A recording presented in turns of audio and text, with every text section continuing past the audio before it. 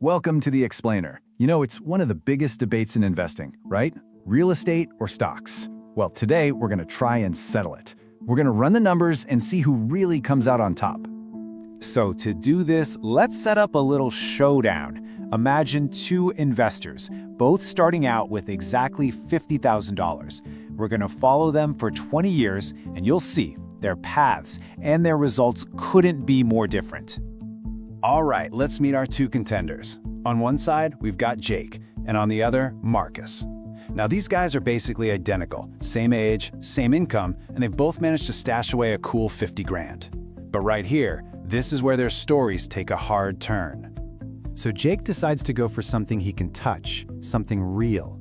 He takes his $50K and uses it as a down payment on a rental property.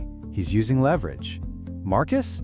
He goes the total opposite direction. He wants a hands-off, set-it-and-forget-it approach. So he dumps his $50K into a simple stock market index fund.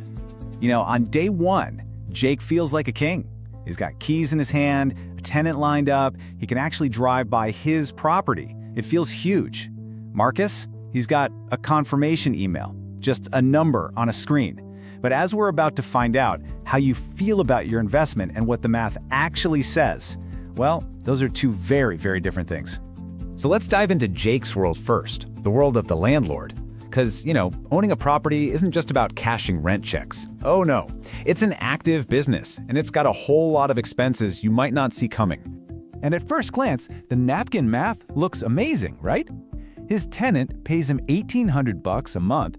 The mortgage is only $1,330. That's a sweet $470 in pure profit just dropping into his bank account every single month. He's probably thinking, man, I'm a genius. This is easy money. But then, reality hits. And it hits hard. That shiny $470 profit, it starts getting chewed up. First by property taxes, then insurance. Then you have to account for the fact that the place will be empty for a month here and there. And we haven't even talked about the big stuff.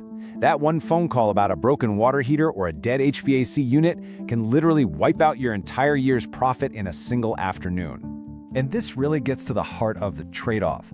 You've probably heard financial gurus like Dave Ramsey say it, yeah, you can make a great return in real estate, but it isn't free money. It's going to cost you. It costs you your time, your weekends, your peace of mind. It's not a passive investment, it's a job. Okay, so while Jake is unclogging toilets, what's Marcus up to? Well, he's not dealing with any of that, but he's facing his own kind of battle. It's a completely different challenge, the emotional roller coaster of the stock market. Just look at this. Over his 20 years, Marcus has to live through some absolutely brutal market crashes. Can you imagine logging into your account and seeing your entire life savings just vaporized by 30 or 40% in just a few weeks? The urge to just sell everything and stop the bleeding is immense. It takes some serious guts to just sit there and do nothing. And that right there is the number one risk for Marcus. It's not the market itself, it's him. It's the temptation to panic sell right at the bottom. And the data is crystal clear on this. Most everyday investors lose money because they buy high and sell low, not the other way around. They let fear take over. So this really brings us to the two giant forces at play here. Jake and Marcus are using totally different engines to build their wealth.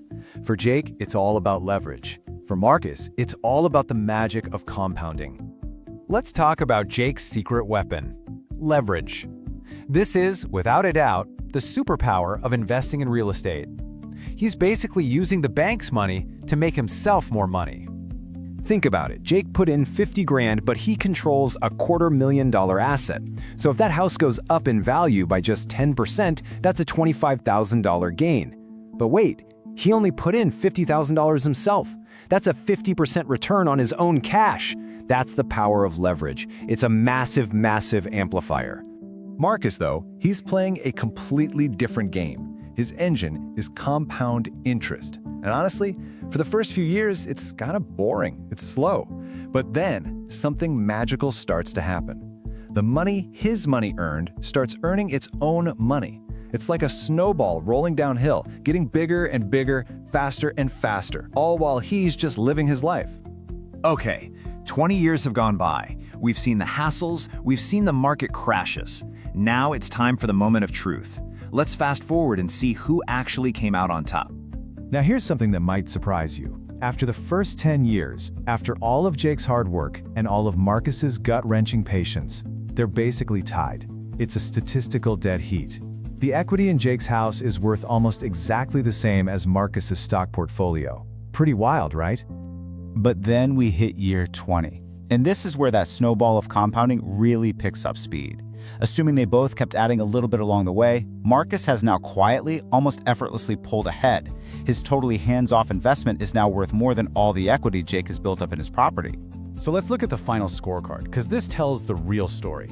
I mean, look at the net worth. They ended up in a shockingly similar place financially. But the cost to get there? That's where it's night and day. Jake's wealth cost him hundreds of hours of his life, a huge mortgage hanging over his head, and all the stress of tenants and toilets. Marcus's wealth cost him 0 hours of labor, but it demanded the emotional steel to ride out those terrifying market drops. So what's the verdict? Which one is better? Well, you know what? That's the wrong question. It's not about which one is better. It's about which one is better for you. It's a lifestyle choice. Do you want to run an active business? That's real estate. Or do you want a passive system that builds wealth in the background while you focus on other things? That's stock investing. And that's really the bottom line. You have to ask yourself, what is my wealth going to cost me? Not just in money, but in time, in stress, in sleep. The biggest mistake you can make isn't picking real estate over stocks or stocks over real estate. The real trap is choosing a path without truly understanding what it's going to demand from you every single step of the way.